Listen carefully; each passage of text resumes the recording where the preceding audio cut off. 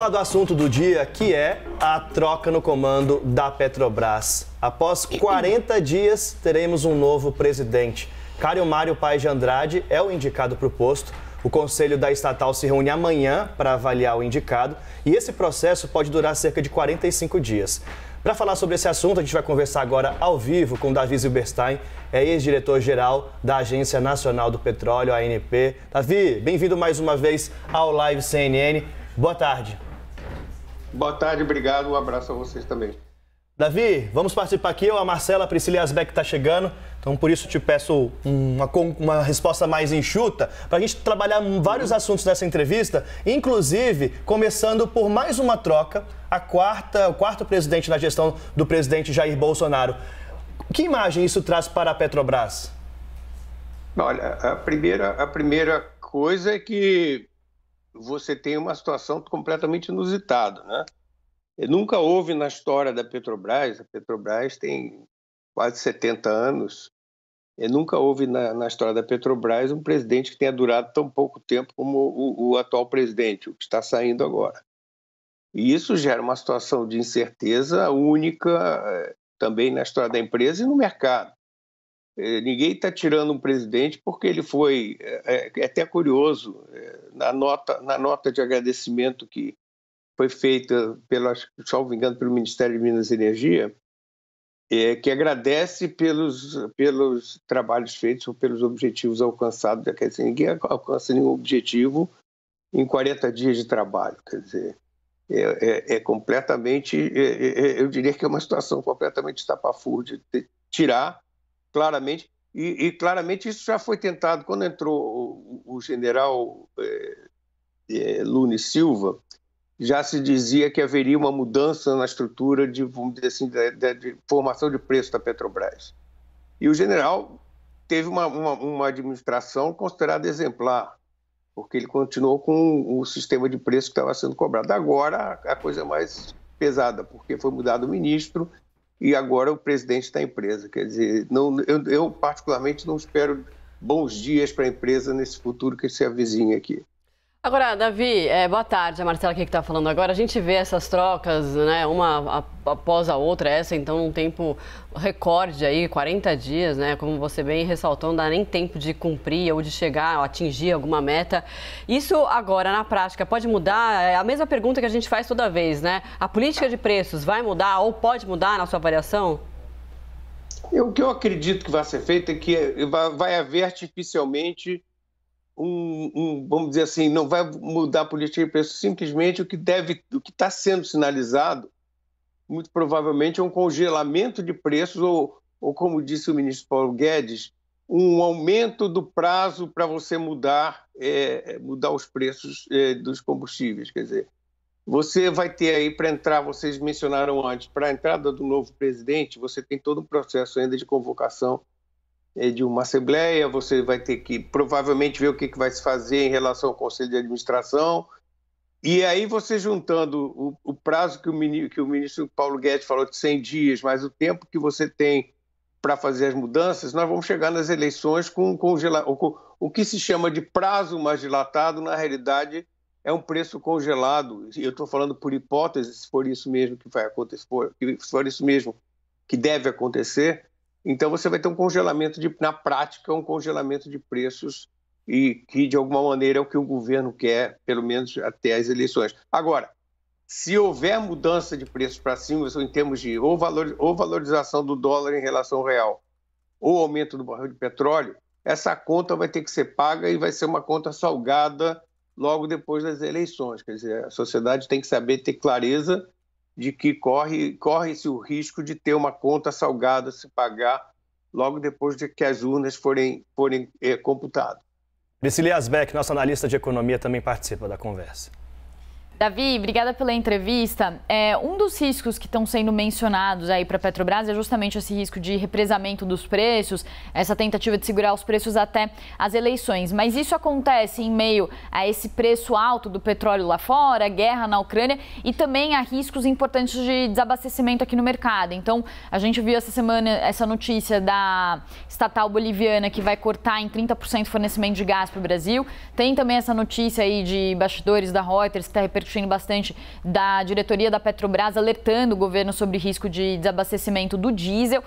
Eu queria entender o que vai acontecer se esse cenário positivo aí de preços talvez não subindo, não se concretizar e, pelo contrário, se esses riscos de desabastecimento acontecerem, como que fica isso combinado com essa tentativa aí de congelamento de preços nos próximos meses e trazendo isso justamente para a pessoa que está nos assistindo, né? Como que ficam os preços para ela futuramente se houver esse represamento e diante desse risco de desabastecimento? Olha, Priscila, as coisas aí são todas elas interconectadas, vamos dizer assim. Esse congelamento, no caso de você ter um aumento do preço do barril do petróleo, ou você ter claramente uma defasagem do preço cobrado aqui com o preço internacional, o que vai acontecer é que o fato da Petrobras não ter condições de sozinha abastecer o mercado interno de derivados, ou seja, a nossa capacidade de refino, não tanto pelo volume, mas pela qualidade dos produtos que a gente precisa, uma parte, cerca de 15%, variando, oscila muito entre 15% e 20%, precisam ser importados. Se você praticar preços aqui abaixo do custo da importação, não vai haver essa importação. Ou, se houver, quem vai ter que fazer, obrigatoriamente, é a Petrobras, ou seja, a Petrobras será manipulada, sendo obrigada a trazer combustível a 100 e vender a 80. Estou dando um exemplo hipotético, claro. Então, sim, se a Petrobras não importar, e os importadores seguramente não vão importar, caso você tenha essa defasagem, ou seja, preços internos menores do que os preços internacionais, seguramente o risco de desabastecimento é real e é grande. Principalmente, nós temos agora, a partir do meio do ano, a safra no Centro-Oeste, que é altamente consumidora de diesel, por exemplo. Então, existe sim um risco de desabastecimento e, complementando o que você colocou, que eu tinha falado antes, existe também, se houver algum aumento do combustível, seja pelo câmbio ou seja pelo preço do barril do petróleo, você vai ter uma conta, é como se você entrar num cheque especial que vai vencer logo depois das eleições. E esse cheque especial, em geral, custa caro. E é isso que a gente vai ter aqui no Brasil, havendo uma situação de oscilação de preço de petróleo.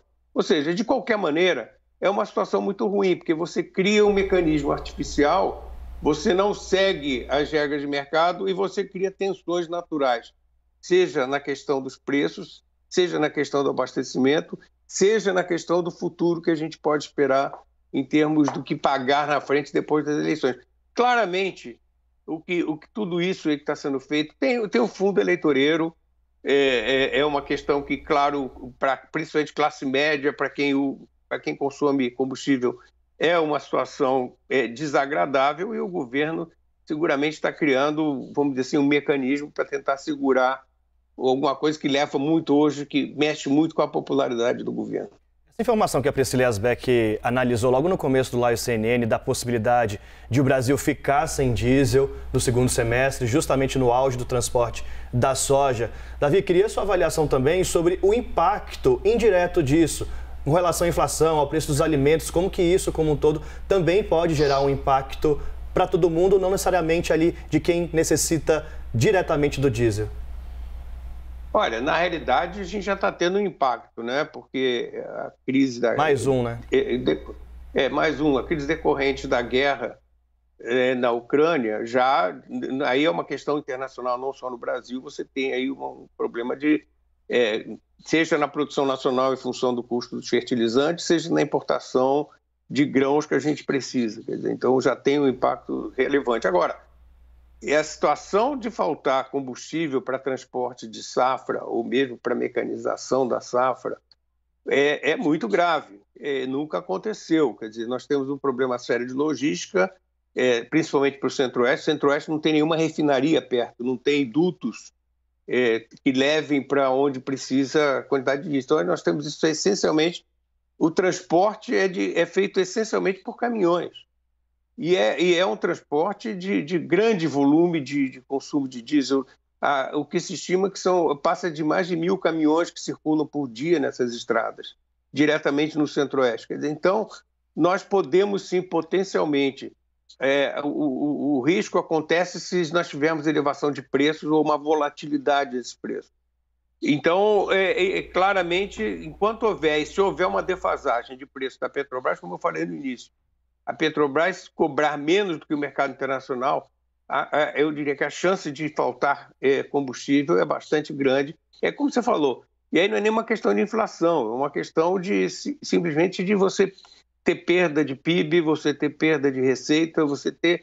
Enfim, é um desajuste na economia brasileira muito maior, que ultrapassa simplesmente a questão do preço na bomba de combustível, mas principalmente você imaginar um produtor que não pode escoar a sua produção. Davi, a gente está falando aqui dessa possibilidade que você chama de congelamento. Vou trazer o Gustavo Uribe até para também somar a essa discussão que a gente está tendo aqui sobre as alternativas do governo hoje para que, em meio a essas trocas na presidência da Petrobras em um ano de eleições, não tenha esse prejuízo, essa consequência política da alta do preço na bomba, principalmente. Gustavo Uribe tem apuração sobre o que está sendo estudado. Conta, Uribe.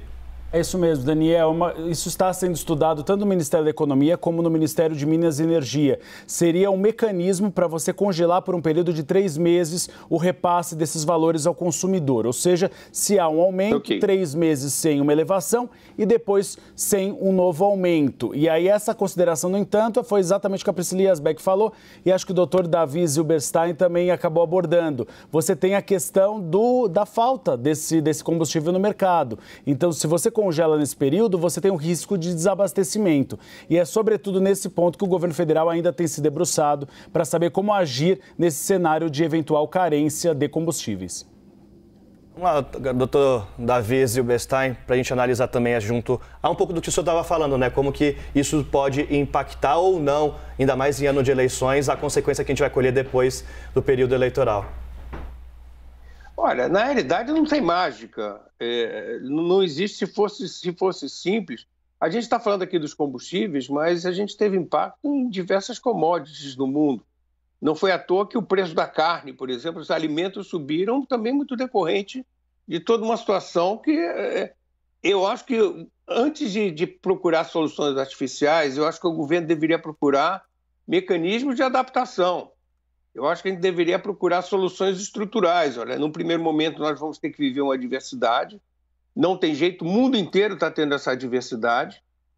Não é só aqui no Brasil, muito pelo contrário, as economias mais desenvolvidas estão vivendo o mesmo problema. E eu acho que a gente poderia aproveitar esse momento para discutir o que a gente pode fazer no futuro para evitar essa dependência que a gente tem, por exemplo, do diesel, que é o que mais se discute agora. Porque a gente tem uma frota hoje que é praticamente toda, uma frota rodoviária toda a diesel.